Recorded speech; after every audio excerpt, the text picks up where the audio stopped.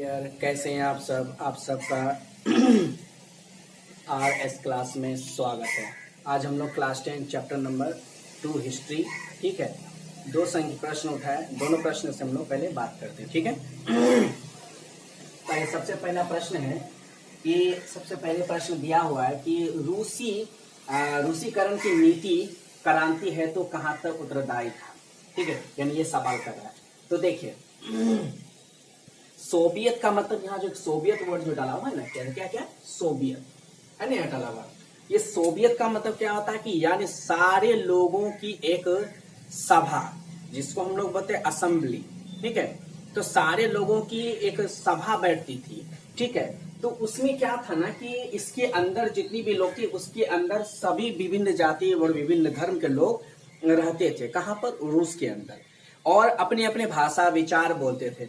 लेकिन इसमें एक व्यक्ति को इस भाषा से उसको आपत्ति था। क्या आपत्ति था? उनका कहना था, और वो थे कौन? जार के लोग, जार जो थे, यानी जार जो थे, इस बात से उसको आपत्ति था कि नहीं ऐसा। चलिए हम इस बारे में आपसे बात करें। तो कहता है कि सोवियत रूस विभिन्न राष्ट्रीयता का देश था, यानी विभिन्न राष्ट्रीयता का देश था। उसमें बहुत सारे जाति और धर्म के लोग वहां रहते थे, ठीक है, जो कि मैं आपको बताने जा रहा हूँ।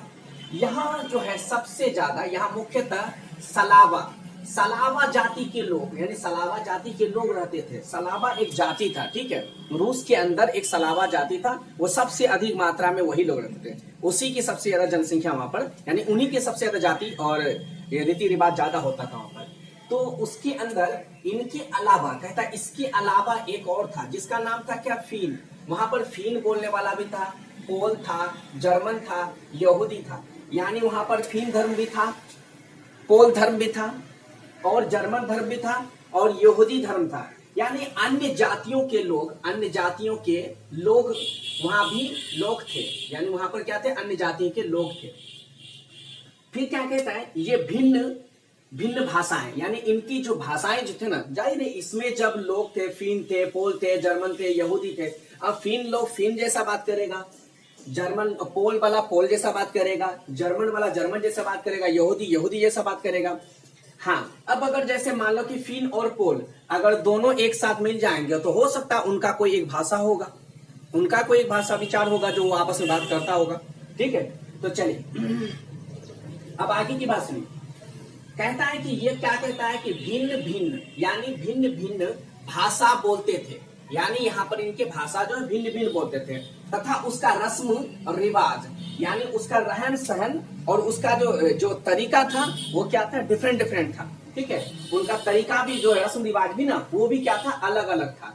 लेकिन पूरा रूस, ठीक है, रूस के शासक, यानी रूस के जो शासक यानी राजा जो थे, जिसको हम लोग राजा बोलते हो, उसका नाम था जार निकोलस द्वितीय। जार निकोलस द्वितीय को रूसीकरण की नीति से परेशान था। यानी उनका मानना था कि अगर रूस में रहने वाला लोग, हम अगर रूसी भाषा बोलते हैं तो ये लोग रूसी भाषा क्यों नहीं बोलता है। इस बात को लेकर के बड़ी आपत्ति हो गई उसको, और वो इस बात से परेशान हो गया था और काफी परेशान था। फिर उसने क्या किया, वहां पर एक भाषा लागू कर दिया। कहा कि सभी के सभी, चाहे वो फीन बोलने वाला हो या पोल हो या जर्मन हो या यहूदी हो या फिर सलावा जाति के जो भी हो, सभी के सभी लोगों को एक ही भाषा बोलना पड़ेगा, और वो भाषा बोलना होगा रूसी भाषा। लेकिन वहां के लोगों को ये भाषा से आपत्ति हो गई। वो आपत्ति इसलिए हो गया कि कहने का मतलब कि मैं जिस जगह से हूं मैं उसी को भाषा बोलूंगा, मेरा जो पूर्वज जो भाषा बोल के आया मैं वही भाषा बोलूंगा, ठीक है। तो आगे की बात सुनिए। तो कहता है कि रूसीकरण की नीति से परेशान था, यानी कि रूसीकरण की नीति से वो क्या था? परेशान था। तो कहा कि सभी लोगों को, तो जार ने क्या किया? जार ने सभी धर्म के लोगों को आदेश दिया कि सभी लोग, ठीक है, सभी लोग भाषा, शिक्षा और संस्कृति, यानी मेरा भाषा भी होना चाहिए, मेरे भाषा में संस्कृति, यानी मेरे भाषा में शिक्षा भी होना चाहिए, और संस्कृति मतलब जैसा हम कल्चर में रहते हैं और जिस कल्चर से हम लोग चलते हैं, जैसा रूस में जैसा भाषा बोला जाता है वही भाषा हम लोग बोलेंगे सभी लोग, ठीक है। लेकिन रूसी भाषा, ठीक है, बोलना है। इसी वजह से वहां पर क्या हो गया? रूस में भाषा, धर्म, शिक्षा को लेकर हलचल मच गई, और वहां पर क्या हो गया? एक फिर भगदड़ मच गई और फिर से वहां पर एक क्रांति का रूप ले लिया कि नहीं, हम अपनी भाषा क्यों छोड़े। देखो, जार निकोलस द्वितीय का मानना था कि तुम्हें अपनी भाषा छोड़ना होगा, अपनी भाषा, अपना शिक्षा, अपना संस्कृति, यानी अपने कल्चर तुमको छोड़ना होगा। लेकिन ये बात वहां के लोगों को नहीं अच्छा लगा। लोगों ने कहा कि ये तो गलत है, हम आपकी भाषा क्यों अपनाएं। हम जो भाषा के, हम फिन है तो हम फिन बोलेंगे, हम पोल है तो पोल बोलेंगे, हम जर्मन है तो जर्मन बोलेंगे, हम यहूदी है तो यहूदी भाषा बोलेंगे।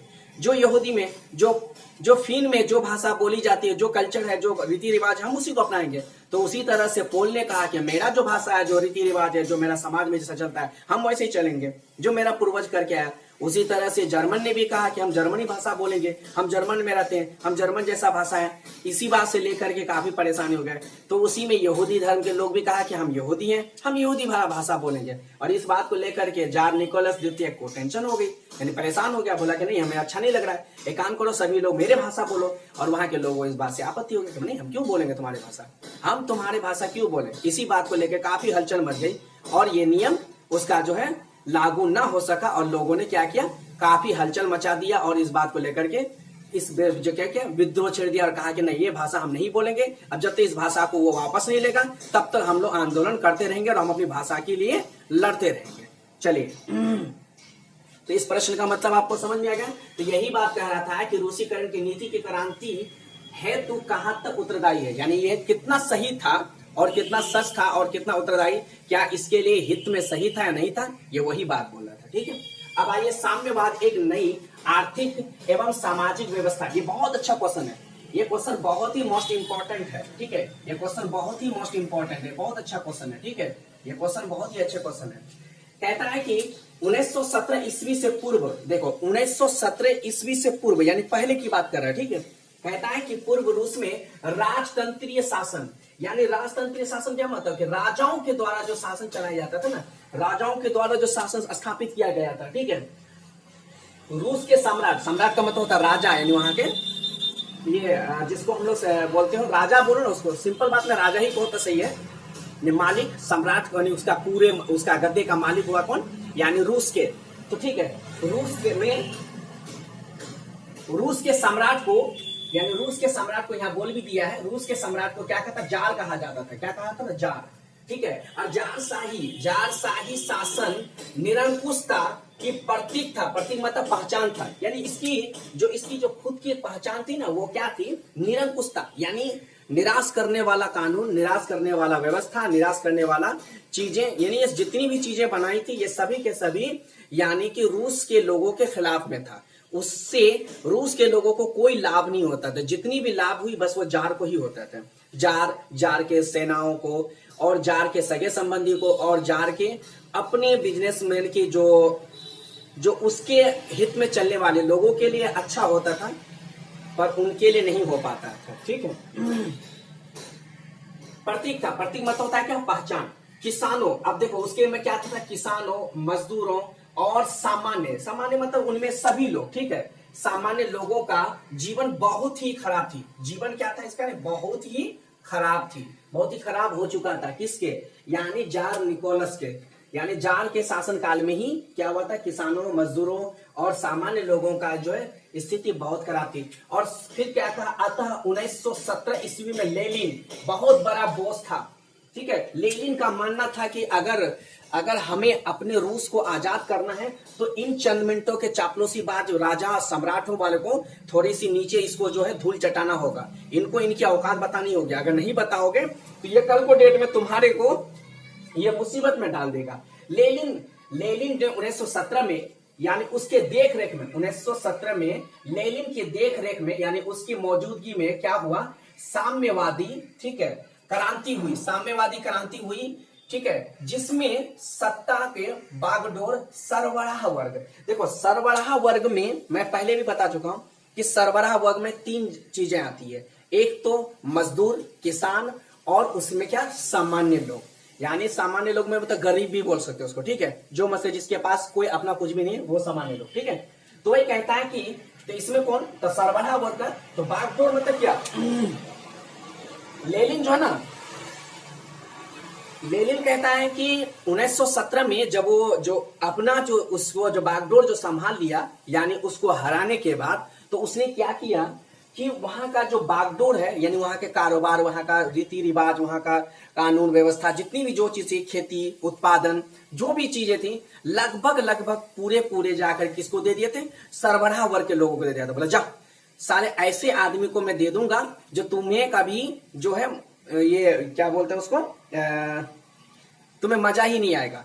तो उसने क्या किया कि वो जानबूझ करके उसने क्या किया कि ये जो है बागडोर जो किसको दे दिया गया, यानी उसको दे दिया सरबराह वर्ग के लोग। और सरबराह वर्ग में आता था किसान, मजदूर और सामान्य वर्ग के लोग, उनको दे दिया। और क्या किया, जार निकोलस को वहां पर से उसका सत्ता जब उसके पास रहा नहीं, तो अब तो वो मजबूर हो गए, ठीक है। लेकिन अच्छी बात यह था कि उसने किसान, मजदूर और सामान्य लोगों को के हाथों में आ गई, और उत्पादन मतलब खेती गृहस्थी में, यानी कि कृषि में काफी लाभ होने लगा, क्योंकि नए नए चीजों का उत्पादन करने लगा।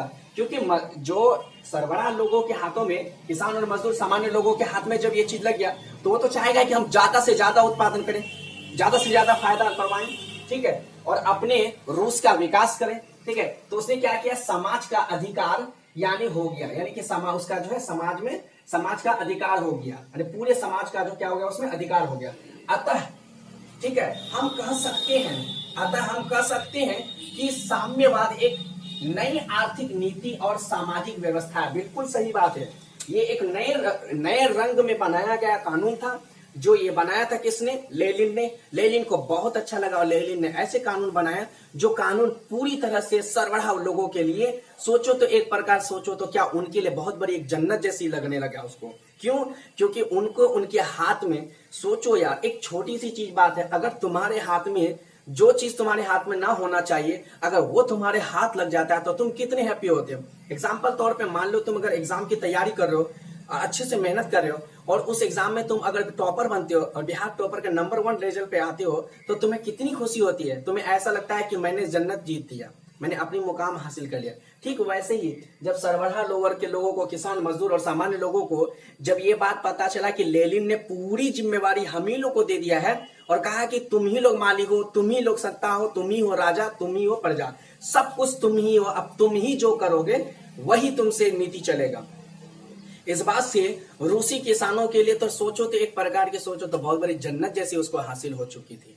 और ऐसे हालात में तो वहां पर जो नीति जो अपनाई थी, जो दे दिया था नीति, वो नीति क्या था? साम्यवाद, यानी साम्यवाद समाज के लोगों के लिए एक अच्छी नीति बनाया और क्या था, सामाजिक व्यवस्था में सुधार भी लाया और काफी अच्छी बातें हुई और उत्पादन में, और किसान और मजदूर और सामान्य लोग काफी खुश हो गए। किससे? लेनिन के बनाए हुए कानून से।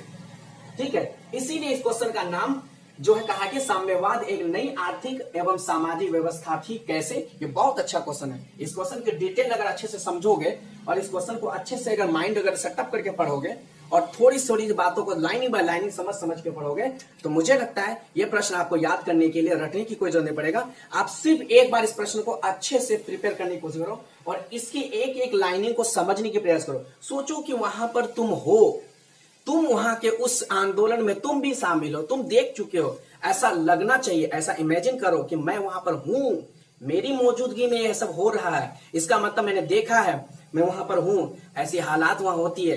तो इससे क्या होगा ना, तुम्हें वो प्रश्न को ना इमेजिन करना होगा, सोचना पड़ेगा, अपने माइंड पे जोर डालना होगा कि शायद ऐसा होता होगा, ऐसा होगा, शायद ऐसा हुआ है। तो ऐसा सोचो, तब तुम्हें वो प्रश्न जो है याद होगा। क्या है?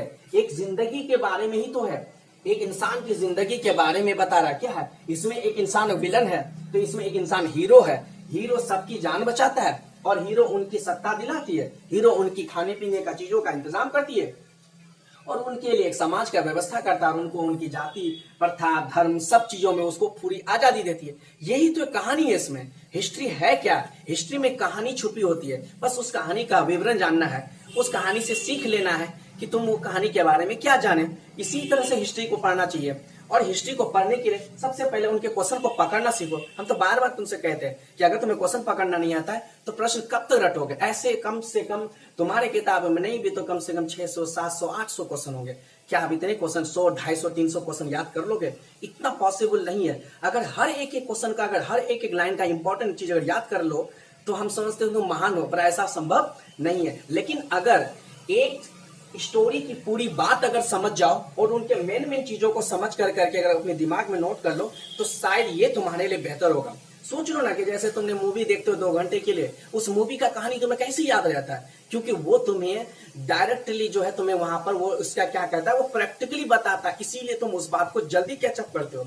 और वही चीज जब हिस्ट्री पढ़ने की बात आती है और वो जब तुम्हारे सामने होता है तो तुम उसको बोरिंग समझ लेते हो। क्यों बोरिंग समझ लेते हो? क्योंकि तुम्हें लगता है ये तो लिखी हुई वर्ड है, क्योंकि यहाँ पर कोई ड्रामा या फिर कोई एपिसोड के रूप में नहीं चल रहा है, यहाँ पर कोई डायरेक्शन नहीं, एक्शन नहीं है, कुछ भी नहीं है। इस वजह से तुम इस चीज को बोरिंग समझते हो। लेकिन एक बात तुम अपनी गहराई से सोच के देखो कि ये तुम्हारे लिए बहुत फायदेमंद है, अगर तुम सिर्फ अगर अपने दिमाग को अस्थिर रख के पढ़ना शुरू करो तो। ठीक है, तो चलिए हमने 2 प्रश्न का जवाब आपको दे दिया। इन दोनों प्रश्न को आप यहाँ पर देख लीजिए, जो मैंने सभी जगह ग्रीन लाइन से ब्लू लाइन से मैंने टिक किया है, और वो आपके लिए बहुत ही फायदेमंद है। आप भी ऐसे रफ पन्ना में उतार उतार करके इसको रिवीजन करें। जब भी आप कोई प्रश्न याद करते हो ना, तो उस प्रश्न को लिखने से पहले आप हमेशा उस पॉइंट के सारे बातों का लें। जैसे कि देखो यहाँ पर कितने अच्छे अच्छे पॉइंट वाली बात है, फिन, पोल, जर्मन, यहूदी, ये सभी बातें हैं। इसके जो नोटेड पॉइंट है वहां पर आप गौर से देखना कि हमने जिस जिस को मैंने ग्रीन लाइन से ब्लू लाइन से मैंने डार्क किया है, वो समझ लो वो मोस्ट इंपॉर्टेंट पॉइंट है, इसीलिए मैंने उसको क्या किया, डार्क किया है। जैसे देखो यहाँ 1917, मुझे क्या जरूरत है ये सब डार्क करने की, मैं डार्क इसलिए किया क्योंकि वो तुमको फायदा है उससे।